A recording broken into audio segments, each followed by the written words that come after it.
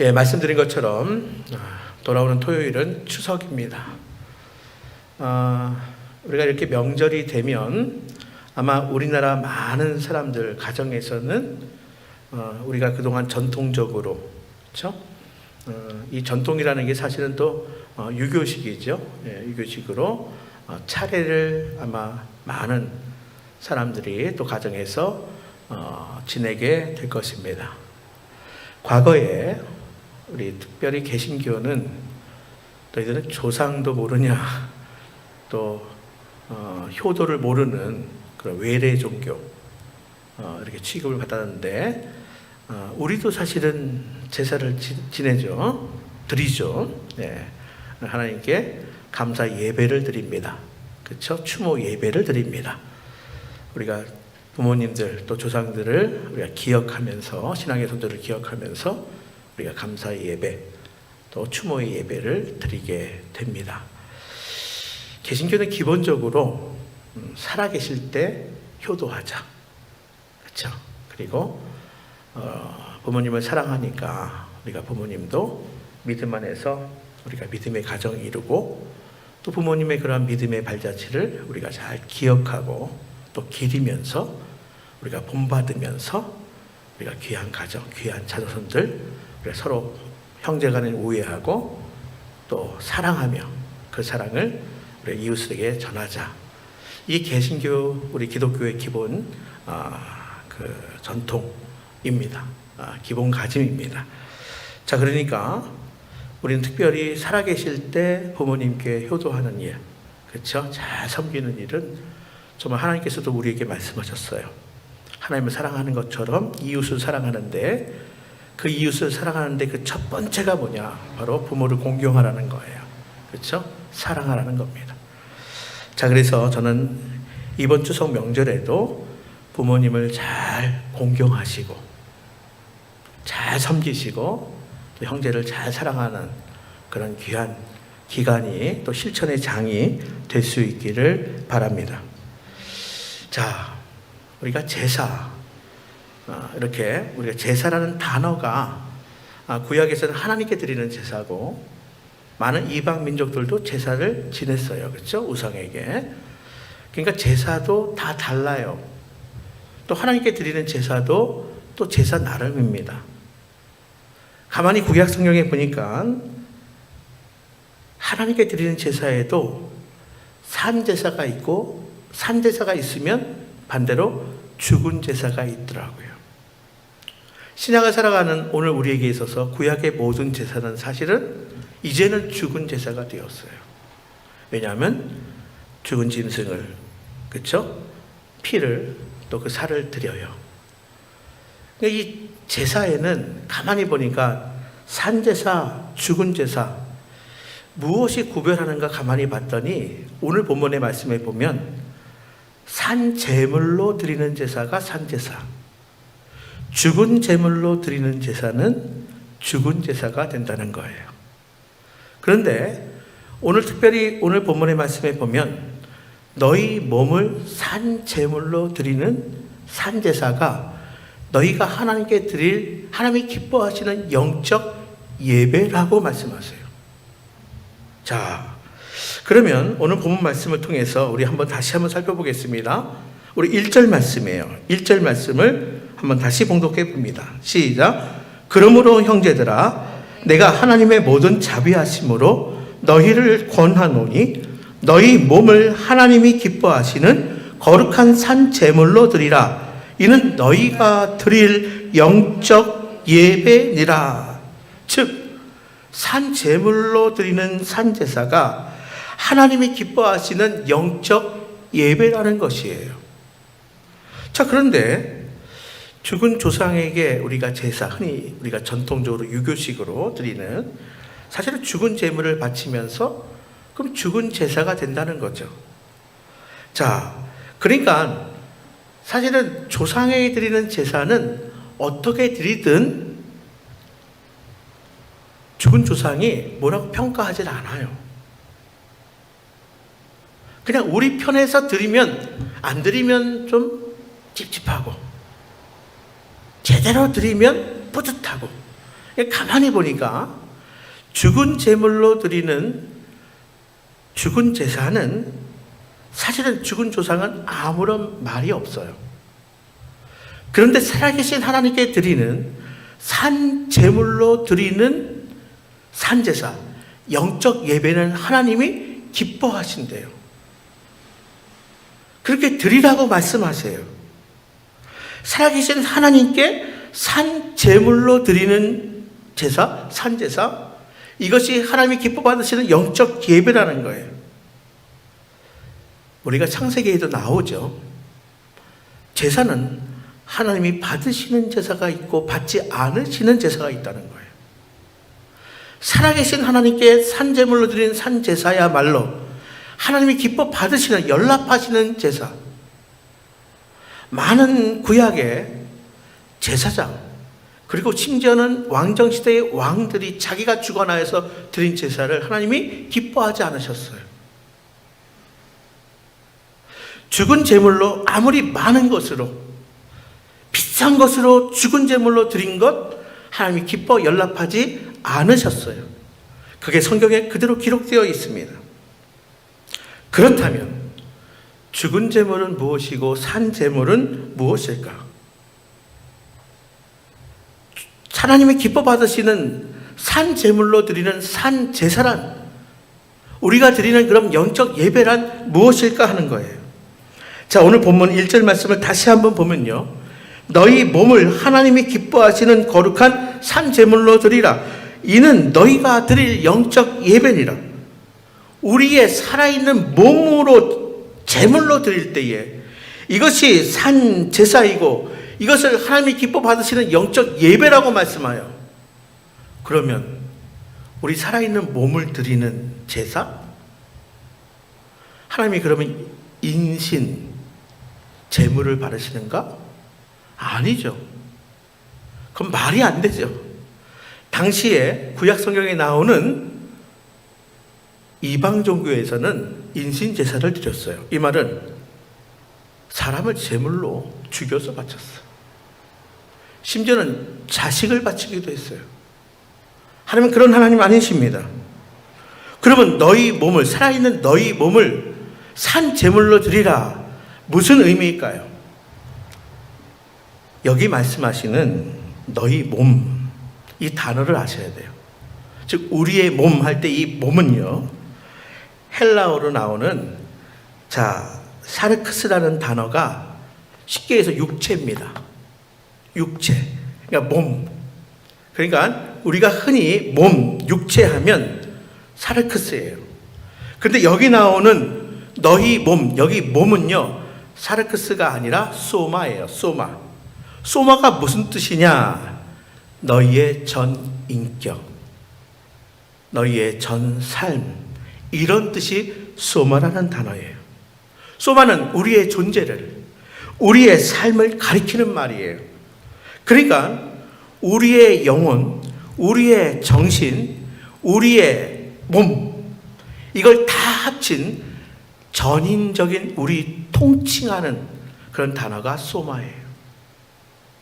바로 통전적인 개념, 전인적인 개념, 그리고 존재론적인 개념이 바로 이 소마. 너희의 존재를, 너희의 삶을 하나님께 드려라. 소마. 너희 몸, 우리 몸을 산 제물로 드리래요.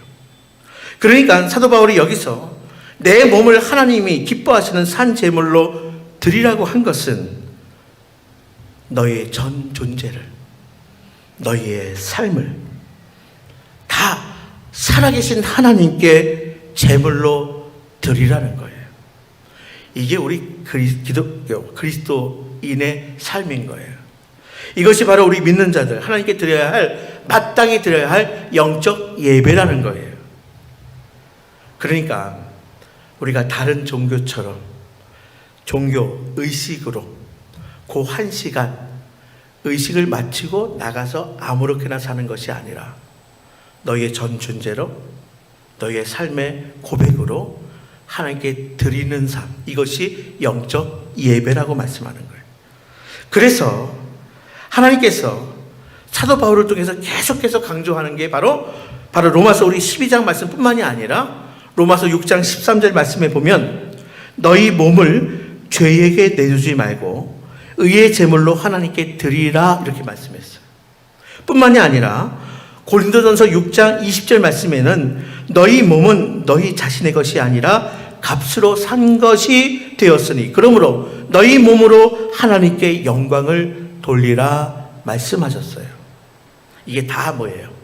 너희 몸, 소마를 하나님께 제사로 드려라 하는 말씀과 다르지 않은 말씀이라는 거예요. 주님께서도 이미 당신의 온몸을 하나님께로 산 제사로 드리지 않으셨습니까? 십자가의 제단 앞에 우리 주님은 친히 몸소 당신의 온몸을 진상하셨던 거예요. 그러니까 그 죄인의 형틀인 그 십자가, 그곳이 제단이 되었고 예수님이 어린 양 제물 되어서 온몸을, 온 존재를 하나님께 드린 삶이 되셨던 거예요. 그래서 우리가 주님을 따른다는 것이 무엇인지, 예수님을 믿는다는 것이 무엇인지를 우리에게 몸으로, 삶으로, 존재로 보여주신 거예요. 자, 그렇다면 온몸으로 드리는 산제사, 우리의 전 존재와 삶의 전부를 드리는 영적 예배란 구체적으로 무엇인지를 오늘 본문의 말씀을 통해서 살펴보겠습니다. 멀리 가지 않아요. 오늘 본문에 특별히 두 가지를 강조하고 있습니다. 먼저는 이 세대를 본받지 말고 끝까지 구별된 삶을 살라는 것이에요. 우리 2절 말씀 함께 봉독합니다. 2절입니다. 시작. 너희는 이 세대를 본받지 말고 오직 마음을 새롭게 함으로 변화를 받아 하나님의 선하시고 기뻐하시고 온전하신 뜻이 무엇인지 분별하도록 하라. 아멘. 이 세대를 본받지 말래요. 끝까지 구별된 삶으로 살라는 말씀이에요. 여기서 말씀하는 이 세대란 코스모스, 즉 이 세상을 가리킵니다. 이 세상을 본받지 말라는 거예요. 여러분, 원래 성도는요, 그 단어의 뜻이 뭡니까? 성도, 구별됨의 뜻이 있습니다. 구별된 삶을 사는 사람들, 이게 성도예요. 하나님이 우리를 선택하시고 부르셨어요. 무엇으로요? 구별됨으로 부르신 거예요. 우리를 선택하시고 부르신 것은 구별된 자로 구별된 삶을 살도록 부르신 거예요. 비록 우리가 이 세상에서 살지만, 우리가 이 땅에 살아가는 동안에 이 땅에 발을 딛고 살아가지만 세상과 짝하거나 세상에 동화되거나 세상과 타협하거나 이렇게 살지 말라는 거예요. 늘 마음을 새롭게 함으로 세상과는 다른 삶을 살아가는 사람들이 성도요 그리스도인이라는 거예요. 여러분, 우리가 그리스도인 되기 전에 세례를 받죠. 세례를 받을 때 여러분 얼마나 교육을 받으셨는지 모르겠어요. 우리가 세례 받는다는 것은 뭐냐면 내가 성도로 부름받은 것에 대한 고백, 결단. 내가 이제 구별된 삶을 살겠습니다. 세상과 같이 살지 않겠습니다. 세상과 타협하며 살지 않겠습니다. 내가 세상의 가치를 따르지 않겠습니다 하는 결단이에요. 여러분, 바로 이것이 우리가 부름받은 성도의 목적이라는 거예요. 사실 이 세상에는 우리가 본받을 것이 사실은 없습니다. 세상을 따라가서 우리에게 덕이 될 것이 사실 아무것도 없습니다. 오직 주님만을 따라가고 주님을 본받으며 주님과 교감하고 주님을 사랑하며 살아가는 것, 그것이 우리에게 복이 되고 이것이 바로 우리가 몸으로 하나님이 기뻐하시는 영적 예배로 드려지는 삶을 살아가는 거예요. 이것이 바로 산 제물된 우리가 몸으로, 즉 우리의 존재로, 우리의 삶으로 하나님께 드려지는 삶, 주님이 기뻐하시는 영적 예배로 드려지는 삶을 산다는 거예요. 그럼에도 우리는 요즘 너무 세상적으로 삽니다. 어떤 면에서 우리 믿는 사람들이 세상 사람들보다 더 세속적이고 더 통속적일 때가 있습니다. 오히려 세상 사람들이 더 순수한 모습을 보일 때가 있습니다. 가치관도 우주관도 세상 사람들과 하나도 다를 게 없이 살아가는 게 오늘 우리의 모습이 아닌가 생각해 봅니다. 삶의 목표도 삶의 방식도 세상 사람들과 구별된 것이 조금도 보이지 않습니다. 바로 이런 세속화가 어쩌면 이 시대의 성도의 가장 큰 위기라고 생각합니다. 우리의 위기는 다른 데 있지 않아요. 바로 성도의 세속화 또한 교회의 세속화예요. 여러분, 비록 혼미하고 혼탁한 세상을 이 시대를 살아갈 망정 이 세상과는 구별된 길을 걸음으로써 성도 고유한 그 정체성, 성도의 본질 우리가 지켜내는 것, 온몸으로 드려지는 산제사요 또 하나님이 기뻐 받으시는 영적 예배라는 사실을 결코 잊지 마시기를 바랍니다. 일찍이 거의 2000년 전에 이미 우리는 사도 바울을 통해서 너희는 이 세대를 본받지 말고 오직 마음을 새롭게 함으로 변화를 받아 하나님이 선하시고 기뻐하시고 온전한 뜻이 무엇인지 잘 분별하며 살아가도록 우리를 초대하고 또 권면하고 있는 것입니다. 여러분, 우리가 드리는 이 예배당에서의 예배든 또 온라인으로 드리는 비대면 예배든 우리가 예식서로 드리는 이 예배도요, 어떻게 드려야 하나님이 기뻐하시냐? 평소에 우리의 삶으로 우리의 몸으로 드려지는 그 예배가 성공할 때에 우리가 오늘 예식서에 따라서 드리는 이 예배를 하나님이 또한 기뻐 받으신다는 거예요. 또 그렇게 드려야 주님이 받으시기에 합당한 영적 예배가 되는 것이지, 평상시에는 완전히 세상과 벗하면서 세상과 짝하면서 살아가다가 주일날만 이렇게 1시간 형식적으로 예배 드리는 것이라면 그것은 다른 종교 의식이나 별발 다름이 없고 우리는 의례, 통과 의례로 보내는, 그래서 그것이 결코 죽은 제사이지 산 제사일 수 없다는 것이 바로 오늘 본문의 말씀의 가르침입니다. 여러분, 이 세상, 이 세대의 문화를 본받지 마시고 오직 세상과는 구별된 삶으로 하나님을 예배하시기를 바랍니다. 또 하나님을 기쁘시게 하시는 영적 예배의 삶을 우리의 존재로, 우리의 삶으로 살아가시기를 부탁드립니다. 이것이 바로 내가 온몸으로 드리는 산제사이고 하나님이 흠양하시기에 합당한 영적 예배라는 사실을 결코 잊지 마시기를 다시 한번 주님의 이름으로 축복하며 부탁드립니다. 다음으로 무엇이 산제사인가? 무엇이 하나님이 기뻐 받으시는 영적 예배인가? 우리가 마지막 한 가지 더 말씀드리겠습니다. 자기가 받은 은사에 최선을 다하는 삶, 자기가 자신에게 주어진 은사에 따라서 충실한 삶을 살아가는 것입니다. 여러분, 이것이 또한 우리가 하나님께서 받으시는 제사, 우리가 드려야 할 영적 예배라는 사실을 기억하셔야 합니다. 우리 6절에서 8절 말씀을 함께 봉독합니다. 자, 본문의 6절부터 8절까지 좀 길지만 천천히 봉독하겠습니다. 시작. 우리에게 주신 은혜대로 받은 은사가 각각 다르니 혹 예언하는 믿음의 분수대로, 혹 섬기는 일이면 섬기는 일로, 혹 가르치는 자면 가르치는 일로, 혹 위로하는 자면 위로하는 일로, 구제하는 자는 성실함으로, 다스리는 자는 부지런함으로, 긍휼을 베푸는 자는 즐거움으로 할 것이니라. 아멘.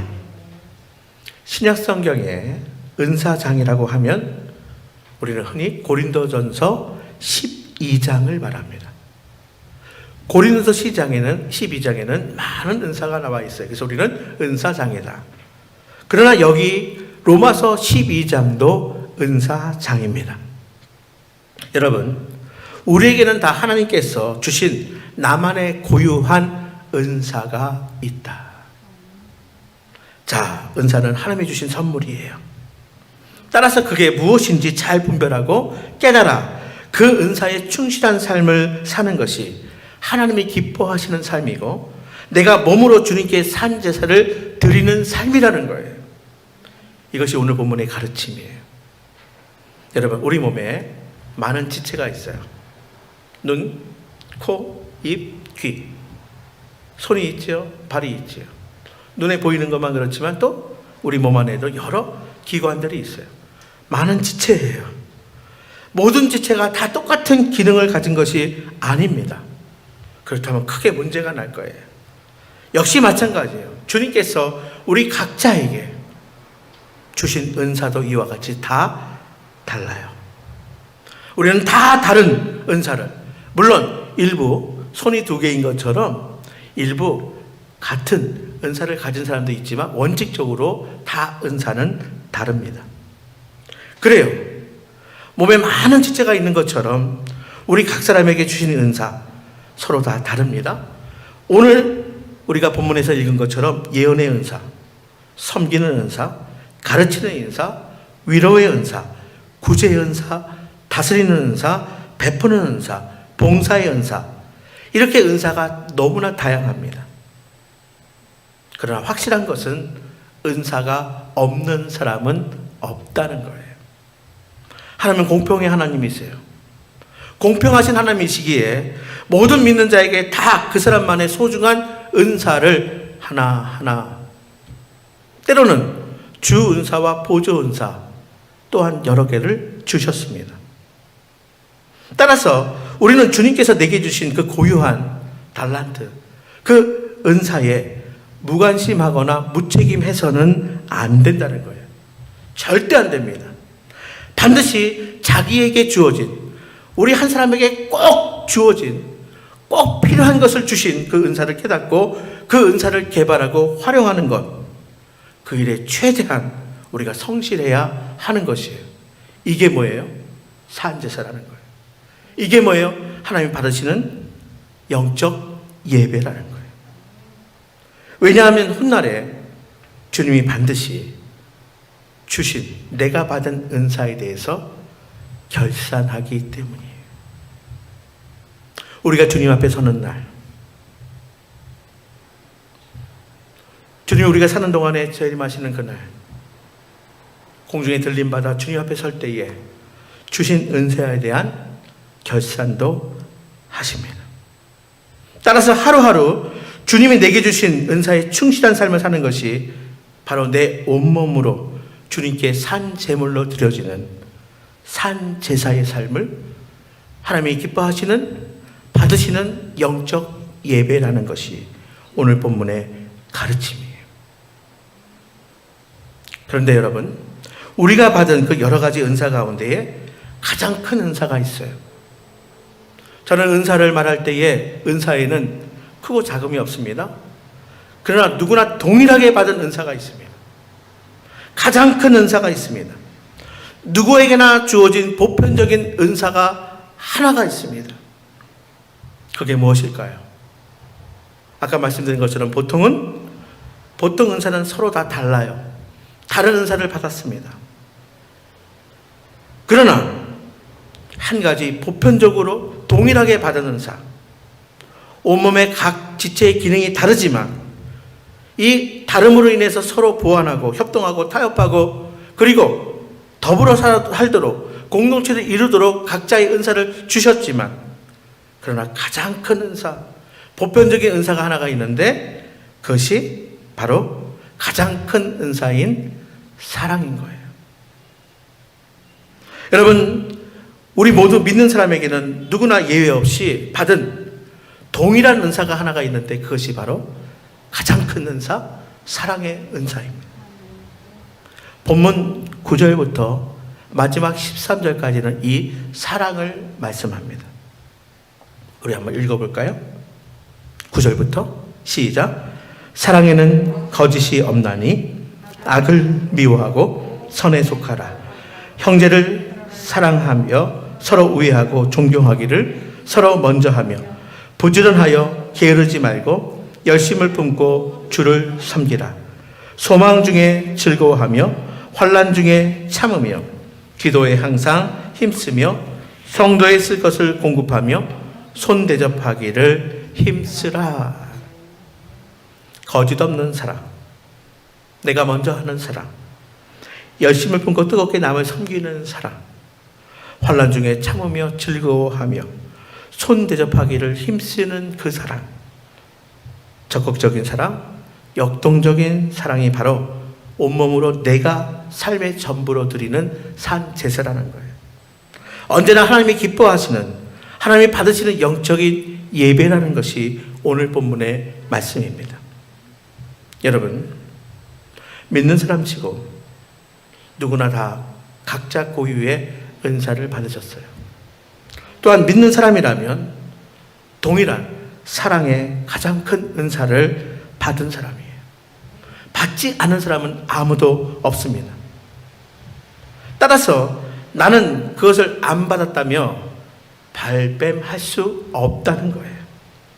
또는 받은 사랑의 그 은사를 마치 한 달란트 받은 종처럼 땅에 묻어둔 채 자신이 책임에 무책임하고 성실하지 못한 사람은 결코 몸으로 삶으로 하나님께 산 제사를 드릴 수 없게 되는 것입니다. 오늘 본문은 우리가 13절까지만 보았어요. 그러나 로마서 12장 9절부터 마지막 21절까지가 바로 다 사랑의 은사에 관한 말씀이에요.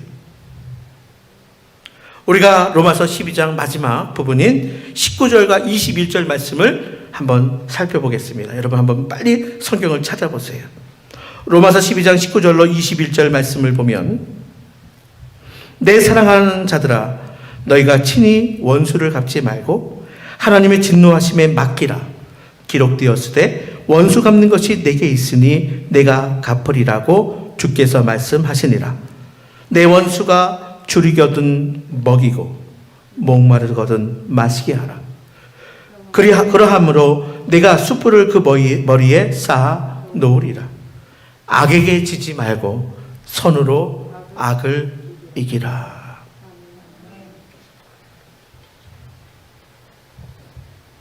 이 큰 은사인 사랑, 그 절정은 우리 주님께서도 말씀하신 것처럼 원수를 사랑하는 것, 악으로 악을 갚지 말고 선으로 악을 이겨라. 여러분, 부디 주님께서 내게 주신 은사, 나만의 고유한 은사에 충실한 삶을 사시기를 바랍니다. 그리고 우리 모든 성도에게 보편적으로 동일하게 주신 사랑의 은사에 더 열심을 품으시기를 바랍니다.